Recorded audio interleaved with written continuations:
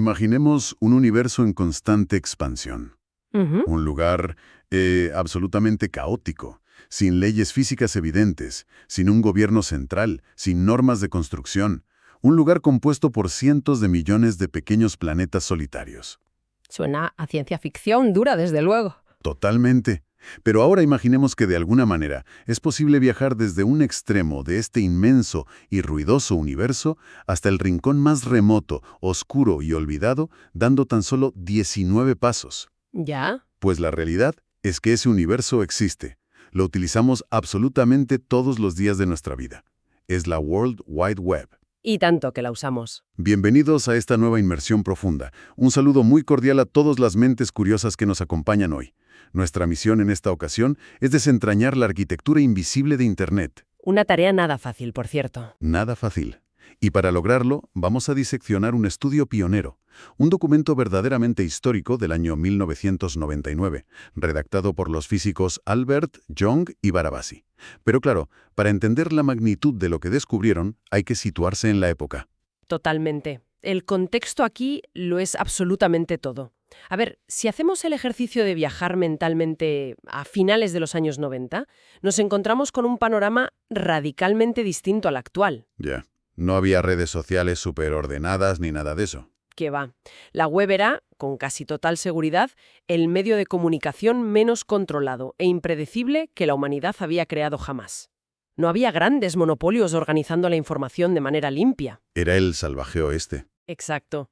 Cualquier persona, desde su habitación, cualquier institución o aficionado, podía crear páginas web con un número infinito de documentos y de enlaces apuntando hacia donde le diera la gana. Los autores de este estudio calcularon que en ese momento concreto la red ya albergaba unos 800 millones de documentos. Madre mía, 800 millones.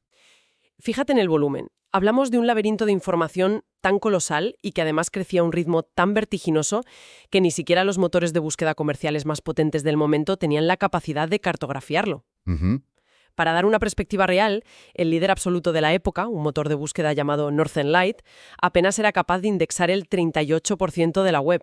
O sea, 800 millones de documentos y los mejores buscadores de la época iban completamente a ciegas en más del 60% del terreno. Básicamente. Básicamente, la mayor parte de Internet era materia oscura. Y aquí es donde la cosa se pone fascinante.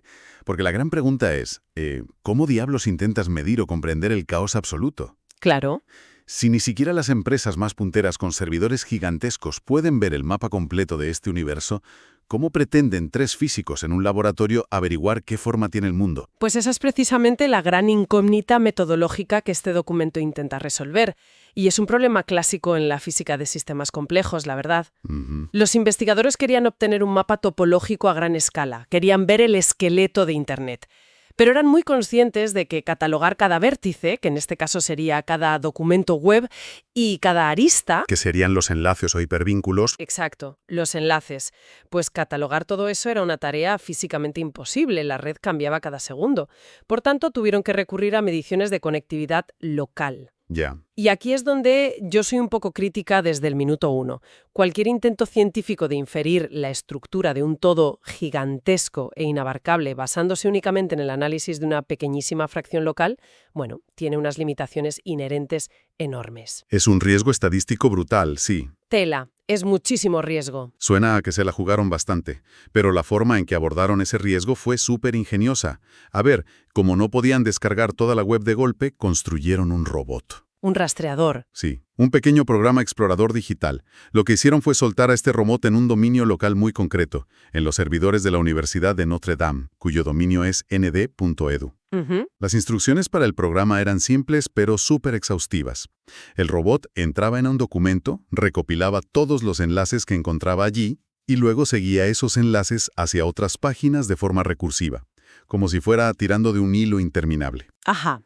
Al final de esta expedición virtual, el robot había logrado analizar, fíjate, más de 325.000 documentos y casi 1,5 millones de enlaces. Una barbaridad para un solo rastreo en el 99. Total.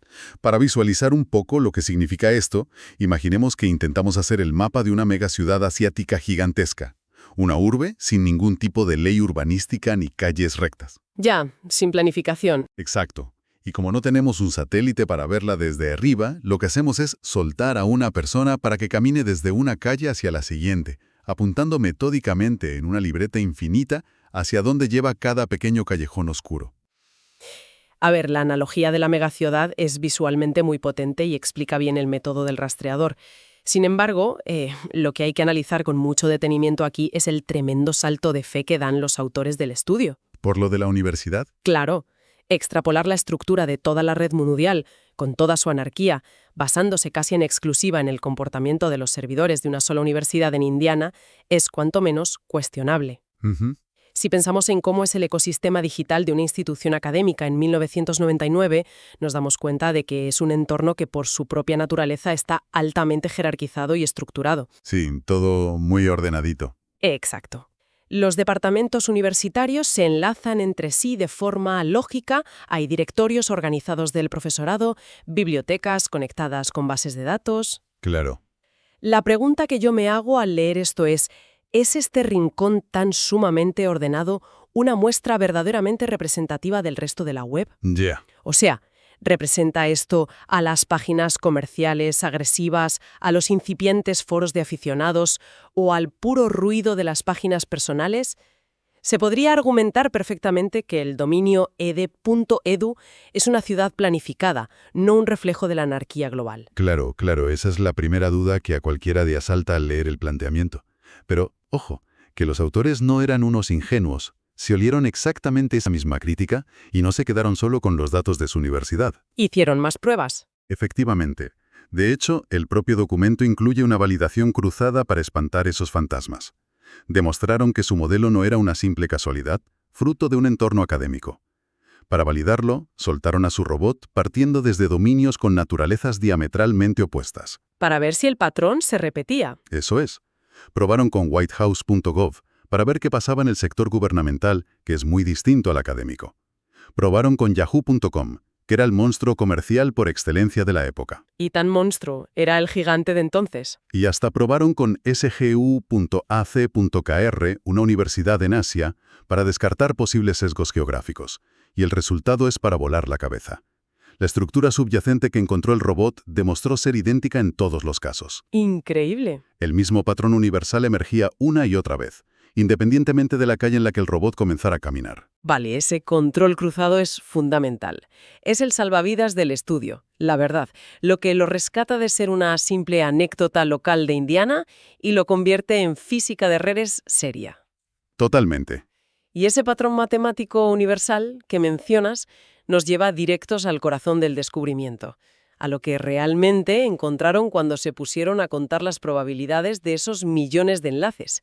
Los físicos midieron dos variables clave. A ver. Por un lado, la probabilidad de que un documento tenga un número concreto de enlaces salientes, y por otro, la probabilidad de que tenga enlaces entrantes, es decir, páginas que apuntan hacia él. Ujú. Si nos basamos en la teoría clásica de grafos aleatorios, como la que formularon Erdős y Renyi en los años 60, lo esperable, en una red construida sin un plan central, sería encontrar una distribución de Poisson. La clásica campana de Gauss, para entendernos. Exacto, para no enredarnos cojaleaga, una curva de campana tradicional.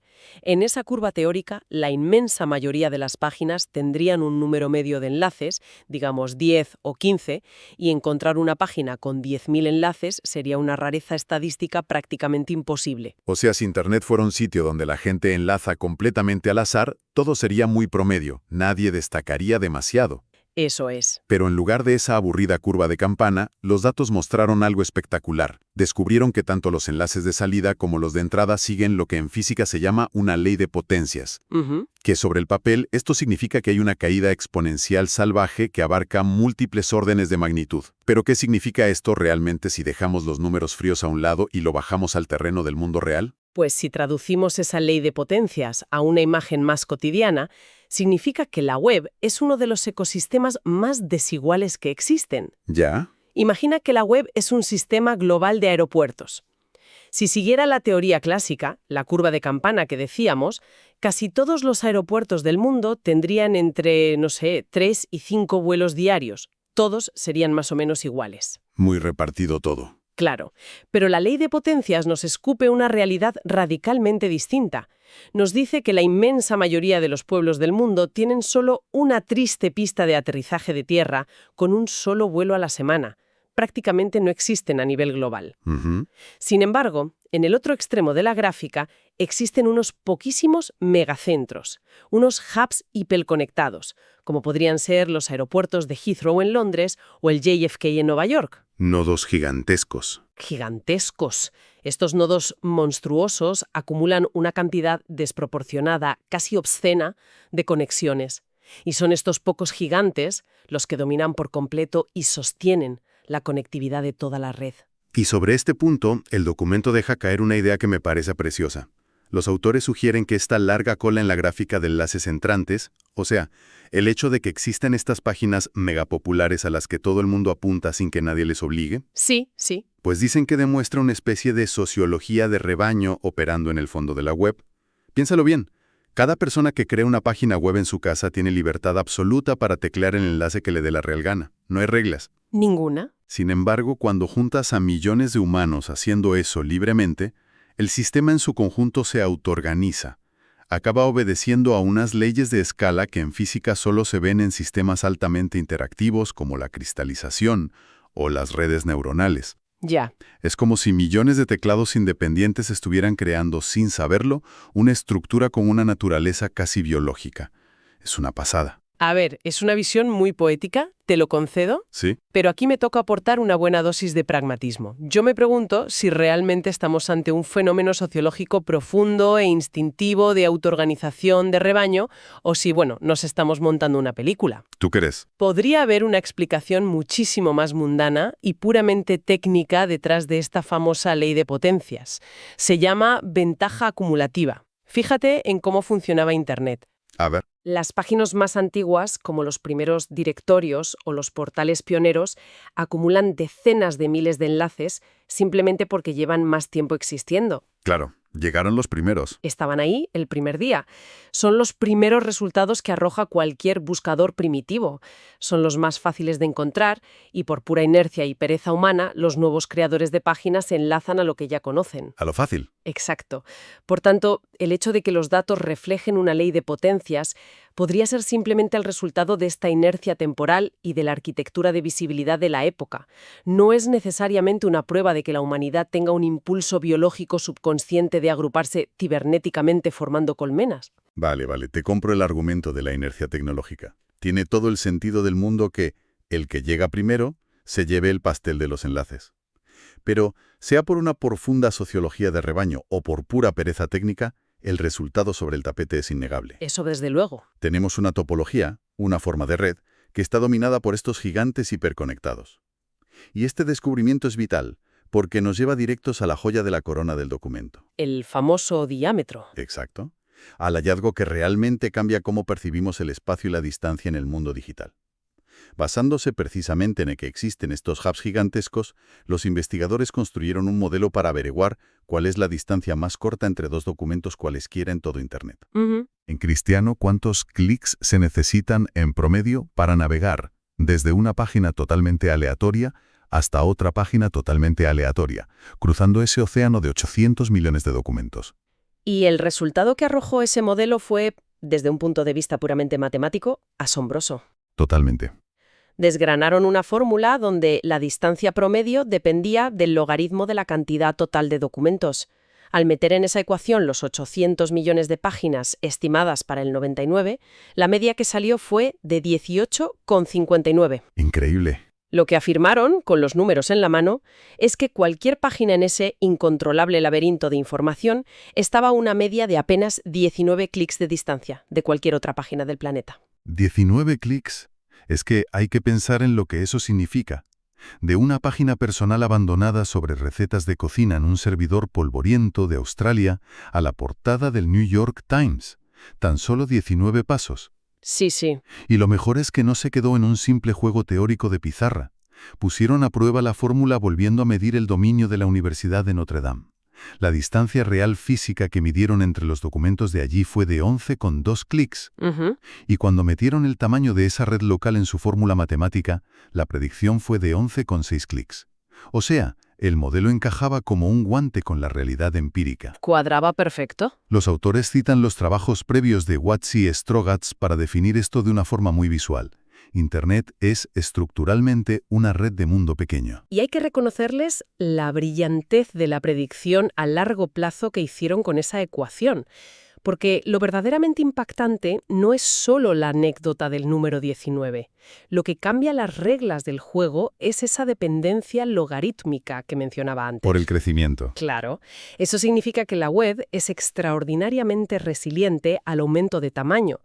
Los autores calcularon qué pasaría en el futuro.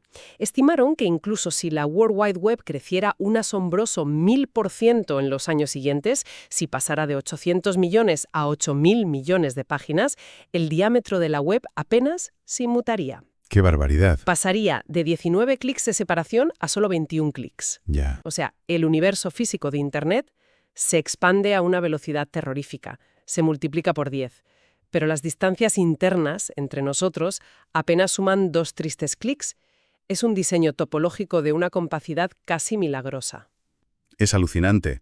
Es como si descubrieras que por mucho que crezca una ciudad, por muchos barrios nuevos que le construyan en las afueras, siempre vas a estar a 15 minutos en metro de cualquier parte. Suena idílico. Suena al paraíso absoluto para buscar información. De hecho, los autores dicen hacia el final del texto que las buenas noticias son que cualquier dato que necesitemos está a solo unos pocos clics de distancia de nosotros. Y aquí, lamentablemente, es donde mi escepticismo tiene que entrar con la fuerza de un tren de mercancías. A ver. Porque considero que esta es la crítica más importante y devastadora que se le puede hacer a la aplicación práctica de este estudio.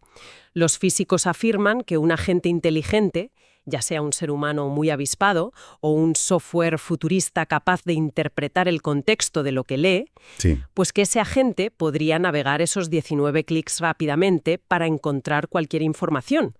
Pero desde el punto de vista del usuario real que se sienta frente a un monitor, esto roza la utopía académica. Ya te entiendo. Claro que sobre el papel existe un camino perfecto de 19 pasos, pero aterricemos en la experiencia de navegación real. Imagina que estás en la página 1. Tienes 100 enlaces azules diferentes frente a ti. No tienes un mapa satelital de toda la web. Claro. ¿Cómo demonios sabes cuál de esos 100 enlaces es el que te acerca a tu destino y cuáles 99 te hunden en un callejón sin salida lleno de basura? La excepción es encontrar lo que buscas. Perderse es la norma absoluta. Totalmente. Es una objeción de muchísimo peso. Estás en un laberinto donde todas las puertas son idénticas. Exacto. Pero, para hacer justicia al documento, hay que decir que guarda un último giro espectacular.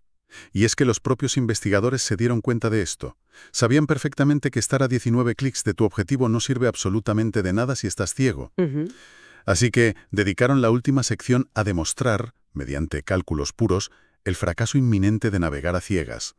Demostraron que un simple robot automatizado, un programa básico que solo empareja palabras claves sin entender el contexto real, es totalmente incapaz de aprovechar esta maravillosa estructura de red de mundo pequeño. Cierto, lo abordan. Y los datos duros que sacan sobre este problema son demoledores. De hecho, explican exactamente por qué la tecnología de Internet evolucionó como lo hizo. Calcularon cuántos documentos tendría que revisar un robot ciego para encontrar una página específica situada a esa distancia promedio. Y los números asustan. Sí, porque como el robot no sabe qué enlace elegir, tiene que ir probando combinaciones. La fórmula les dijo que para la web de 800 millones de páginas, el robot tendría que revisar aproximadamente 80 millones de documentos. 80 millones. 80 millones. Eso significaba revisar a base de ensayo y error el 10% de la World Wide Web entera cada vez que querías dar con la ruta correcta. Es computacionalmente inviable. ¿Revisar 80 millones de páginas de basura para poder dar un solo paso seguro? Sí, una locura. Claro. ¿Qué significa esto para el mundo real, para la industria tecnológica de la época? Significa que los motores de búsqueda comerciales se dieron de bruces contra un muro de realidad. No pueden simplemente soltar arañas digitales que salten ágilmente de página en tiempo real. Claro que no. En el mismo milisegundo en que nosotros escribimos una palabra en la barra de búsqueda, suena genial en la teoría de redes, pero el volumen de ruido de esos 80 millones de páginas erróneas lo hace matemáticamente imposible en la práctica. Exactamente. La única estrategia viable frente a ese ruido, y el estudio lo concluye de una manera casi profética para ser el año 99, es la fuerza bruta pura y dura. Fuerza bruta, tal cual. Dado que la navegación paso a paso para un robot ciego es un suicidio estadístico, la única salida que tuvo la industria fue empezar a construir inmensas, colosales granjas de servidores. Ya. Su objetivo ya no era navegar la web cuando un usuario preguntaba algo, sino indexar y descargar la mayor fracción posible de Internet por adelantado. Empresas como Google o Bing no se ponen a buscar en la red en tiempo real cuando se hace una consulta. Eso sería lentísimo. ¿Tardarían horas? Lo que hacen es buscar en la copia estática de Internet que ya tienen previamente almacenada y clasificada en sus propios servidores. La topología de mundo pequeño es fascinante para entender la teoría de la información, sí, pero para que esa red nos sirviera de algo, primero hizo falta que unas cuantas corporaciones se descargaran el mundo entero en discos duros. Es una locura pensar que un puñado de fórmulas de física teórica lograron predecir la necesidad de crear la inmensa infraestructura de servidores masivos que domina el mundo décadas después. Es apasionante, desde luego. Menudo viaje nos hemos pegado por los cimientos matemáticos de la red. Si te parece, vamos a extraer unas conclusiones claras de todo lo que hemos analizado hoy, para asentar bien los conceptos. Perfecto, vamos a ello. Primer punto fundamental a recordar. La World Wide Web, a pesar de haber nacido en la más absoluta anarquía, creciendo de forma caótica y sin ningún tipo de control central, no es un grafo aleatorio. Lejos de ser un ruido sin sentido, es un sistema altamente estructurado que está dominado inexorablemente por leyes de potencias, donde unos pocos nodos hiperconectados sostienen la inmensa mayoría del tráfico. Segundo punto clave que nos deja este estudio. Es precisamente esta estructura jerarquizada y desigual la que encoge dramáticamente las distancias del sistema. Esos aeropuertos gigantescos, esos intercambiadores masivos de enlaces, actúan como atajos a nivel global. Los hubs. Exacto. El resultado es un diámetro de red sorprendentemente pequeño. Sin importar cuánto crezca Internet a lo largo de las décadas, hemos aprendido que cualquier documento en la web está separado de cualquier otro por una media inamovible de apenas 19 clics. Y el tercer gran punto. Existe una enorme y dolorosa paradoja entre la elegancia de la teoría y la torpeza de la práctica. A pesar de esa increíble cercanía topológica de los 19 clics, la falta de agentes verdaderamente inteligentes que puedan deducir intuitivamente qué enlace seguir, nos deja ciegos en un laberinto. Tristemente. Esta limitación obliga a nuestra tecnología a recurrir a soluciones de fuerza bruta. La magia de la red de mundo pequeño no nos salva del trabajo pesado. La indexación masiva y constante en servidores gigantes es, a día de hoy, la única forma de hacer que esta red infinita sea útil y navegable. Así es. Y para cerrar, me gustaría poner sobre la mesa una reflexión un poco más profunda que subyace a todos estos datos. Adelante. Es fascinante pensar que cuando millones de seres humanos interactúan de forma totalmente libre, desordenada, egoísta y sin ningún plan maestro, construyendo un universo digital desde sus casas, bueno, el resultado final no es un ruido estático inservible. No. El resultado es una red exquisitamente autoorganizada que, curiosamente, imita la estructura de las redes neuronales de nuestros propios cerebros o de los ecosistemas biológicos más antiguos de la Tierra. Fíjate. La próxima vez que se esté navegando sin rumbo fijo a las 3 de la madrugada, haciendo clic en un enlace tras otro para acabar leyendo sobre algo extrañísimo en un rincón recóndito de Internet, valdría la pena detenerse un segundo. A ver. ¿Se está realmente vagando al azar? ¿O simplemente se están siguiendo de manera subconsciente los senderos invisibles de una inmensa mente colmena digital que, sin darnos cuenta, todos hemos construido juntos? Madre mía, menuda imagen para llevarse en la cabeza. Los caminos invisibles que conectan nuestros pensamientos a nivel global. Da que pensar. Ha sido un absoluto placer desgranar este mapa estelar de Internet con tanto detalle.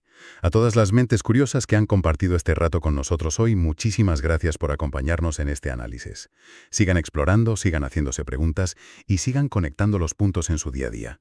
Nos encontramos en nuestra próxima inmersión profunda.